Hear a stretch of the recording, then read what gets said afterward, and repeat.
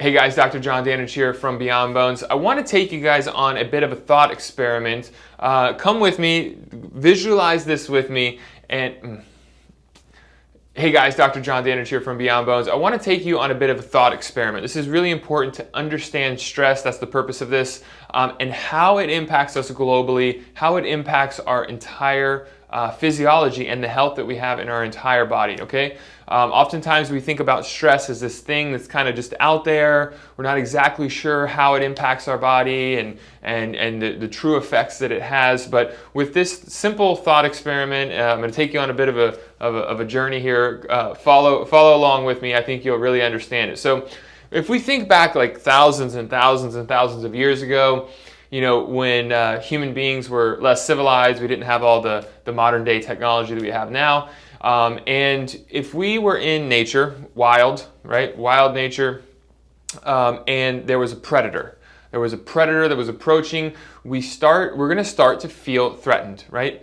We're going to start to feel threatened, and our bodies are going to change. Our physiology is going to physically change. How? It's going to change to help us escape that threat, whatever that is, a lion, a tiger, whatever. So it's going to change to help us physically either fight or flight. That's actually one of the states of our nervous system that we can be in, fight or flight. It's designed to help us escape a problem, a threat, right? And our physiology changes in a number of ways we'll go over in a minute. The opposite is that, let's say we escape the threat, right? The lion's chasing us and we make it out safe, everything's good, and we've returned to safety, right? So our body changes again, right? It changes again. Now we're in more of a restful state, we're in a more calm and peaceful state, and our physiology changes oftentimes in the exact opposite way of fight or flight.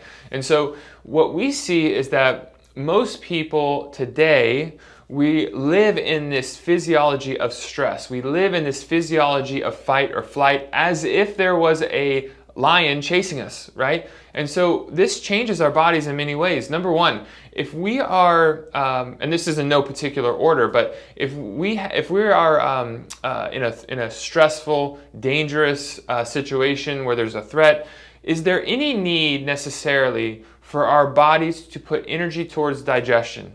Is there any need for our bodies to put energy towards and resources towards reproduction? Is there any need for our bodies to put, or for our brains to be able to better show empathy towards others? Is it important to be creative? Right? Is it important to direct blood flow to our internal organs? Right? And the list goes on and on and on. The answer to all those questions is no.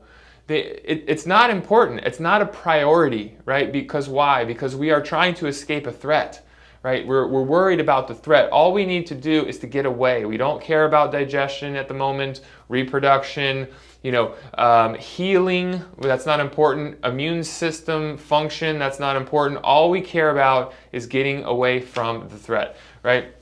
And so unfortunately, a lot of people live that way. They live that way year after year after year, which can create all sorts of problems, as you can probably start to imagine. And so what we try and do when we work with people is that we want to get them out of that state. We want to take them out of a threat, fight or flight state and into a rest and digest state. This is the parasympathetic side of our physiology. And the exact opposite is true. When we're in a peaceful environment where there's no threat, our bodies say, hey, you know what? We can put our energy and resources towards healing, towards reproduction, towards digestion, towards being empathetic towards others. I have time and safety to be creative, productive. All of these things become available, right? And we become capable of doing these things because we're in a safe environment and we don't perceive threat. And so what we know as chiropractors is that when our spine doesn't move well, when our joints are unhealthy, degenerated, dysfunctional, and there's very poor motion in our body, especially in our spine, this is a very stressful thing to our brain, to our nervous system, because we were made to move. We were made to move freely without tension, stress, and compression. And so as we start to work with people and we start to free up their spine, we start to liberate it, allowing it to move more freely, the quality and the quantity of motion that it has improves. This is a very good thing for our health. Our brain and our nervous system love it when we can move with ease, and this begins to bring us out of a stress state into a rest and digest, a more peaceful state.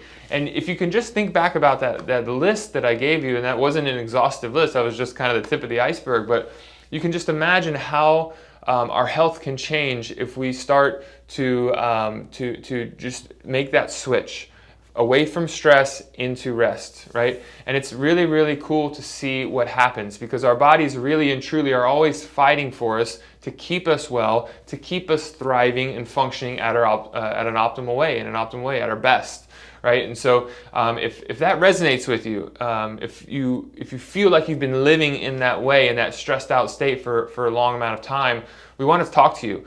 Reach out to us. We're always open for a conversation. We'd love to speak with you about that, understand more about you, your goals and objectives, and we could talk about how we can help you achieve those. Okay? Thanks so much for listening, and have a great one.